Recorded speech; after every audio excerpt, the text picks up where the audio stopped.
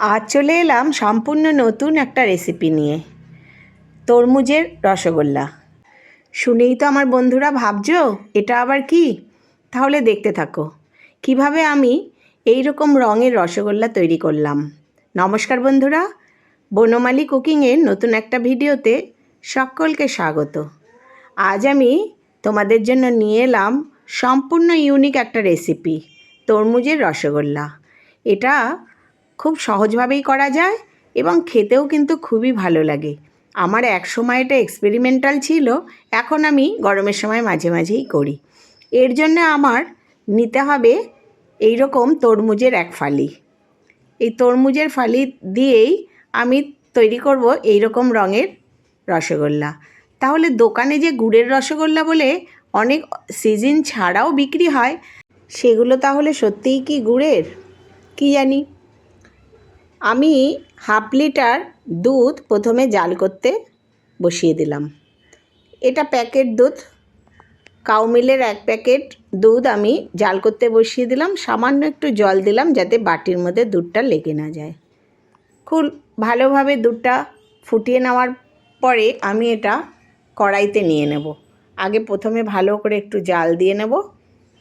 এরপরে আমি এরকম একটা তরমুজের ফালি নিয়ে নিয়েছি। আমার তরমুজের রঙটা ততটা লাল নয় যেটা আজকে রয়েছে, এর থেকেও খুব ভালো লাল রঙের তরমুজ পাওয়া যায়, সেগুলো দিয়ে আরও সুন্দর রং হয়। আমি আজকে এটাই আছে, এটা দিয়ে আমি তোমাদের করে দেখাবো। দেখো, আমি তরমুজের এই অংশগুলো পুরো আলাদা করে নিলাম। তরমুজের কোনো গন্ধ হয় না, সেই কারণে এই রসগোল্লার মধ্যেও কোনো গন্ধ তেমন পাবে না। আমি পুরো অংশগুলো তুলে নিলাম। এবার এটা আমি মিক্সিতে দিয়েও পেস্ট করে নিতে পারতাম, কিন্তু তাতে বীজগুলো পুরো এর মধ্যে পিষে যাবে এবং সেটা একটা কষকষ ভাব হবে। তাই জন্য আমি হাতে চেপে চেপে নিয়ে এরকম একটা ছাঁকনির মধ্যে তুলে নিলাম এবং ভালো করে এই অংশগুলো একটু হাত দিয়ে চেপে চেপে এর রসটা বার করে নিলাম। দেখো, যতটা রস বেরোয় তাতেই, আমার তো অল্প পরিমাণ দুধ, তাতেই হয়ে যাবে। দুধটা আমার জাল করতে করতে অনেকটাই ঘন হয়ে গেছে। এইবার ওই তরমুজের রসের মধ্যে আমি 2 চামচ মতো ভিনিগার মিশিয়ে নিয়েছি, যেটা তোমাদের দেখানো হলো না। এবার পুরো রসটা আমি এই দুধের মধ্যে দিয়ে দিলাম। দেখো, দুধের রঙটা কি সুন্দর হয়ে গেল। কিন্তু ছানা কাটার পরে এই লালচে ভাবটা অনেকটা গুড়ের রঙে ট্রান্সফার হয়ে গেছে। এই যে ছানা হয়ে গেছে, সুন্দর স্বচ্ছ ছানা তৈরি হয়ে গেছে এবং ছানার মধ্যেও এই রঙটা রয়ে গেছে। আমি এবার ছানাটাকে জল থেকে পুরো আলাদা করে নিলাম। একটা ছাঁকনির ওপর দিয়ে ছানাটা আমি ছেঁকে নেব। যেহেতু আমি তরমুজের রসের মধ্যে ভিনিগার মিশিয়েছি, সেই কারণে এই ছানাটাকে আমি একটু পরিষ্কার জল দিয়ে ভালো করে ধুয়ে নেব। ধুয়ে ছানাটার থেকে জলগুলো চেপে চেপে বার করে দেব। এমনি ছানার রসগোল্লাও এইভাবেই আমি তৈরি করি, বা অনেকে আমার থেকেও হয়তো ভালো রসগোল্লা তৈরি করতে পারে। তবে যখন লকডাউন ছিল করোনার সময়, তখন রসগোল্লা এত বানিয়েছি, প্র্যাকটিস করতে করতে একদম মুখস্থ হয়ে গেছিল। আর এখন সচরাচর বানানো হয় না, তবে এই এক্সপেরিমেন্টাল কিছু জিনিস বানাই। যেমন আম দিয়ে তোমরা এটা বানাতে পারো, তাতে আমের গন্ধ, ম্যাঙ্গো রসগোল্লা হয়, স্ট্রবেরি রসগোল্লা হয়। কিন্তু তরমুজ দিয়ে রসগোল্লা এটা হয়তো কেউ বানায় না। আমি দেখো এটাও বানিয়ে দেখলাম কেমন হয়।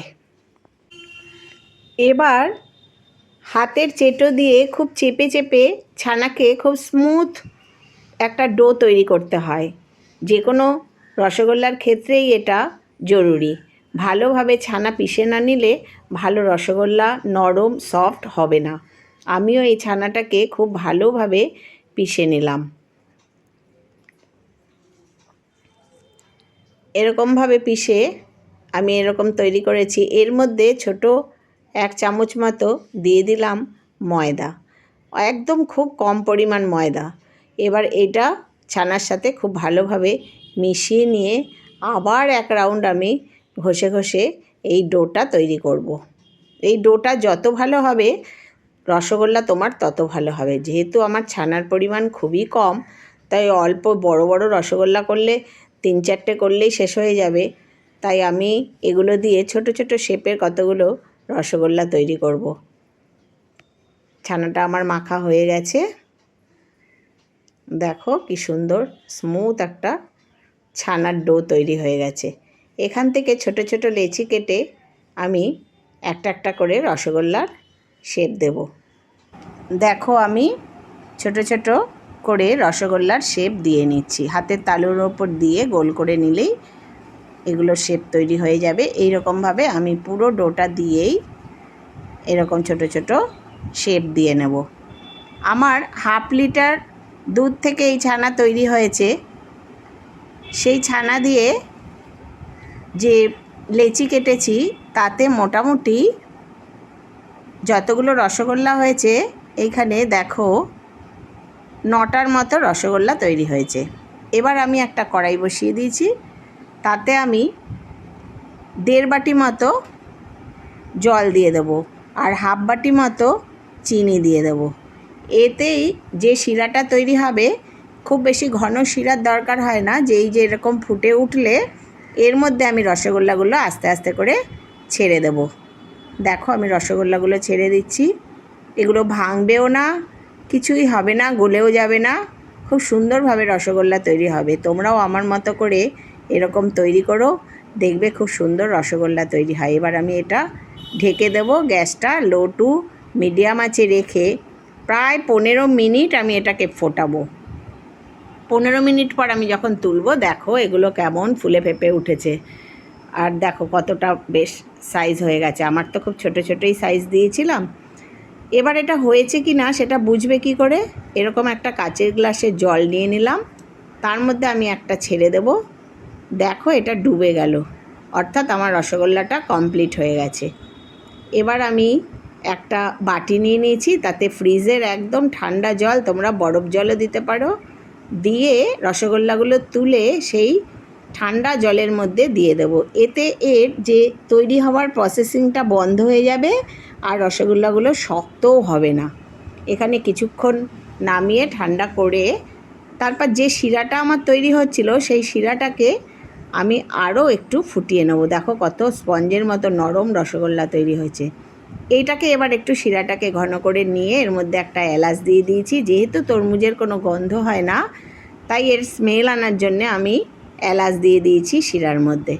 এবার আমি রসগোল্লার রসটা নামিয়ে নিলাম ঘন করে, আর জল থেকে চেপে চেপে এই রসগোল্লাগুলোকে এর মধ্যে তুলে দিলাম। দেখো কত নরম নরম রসগোল্লা তৈরি হয়েছে, আর সাইজগুলোও খুব একটা খারাপ হয়নি।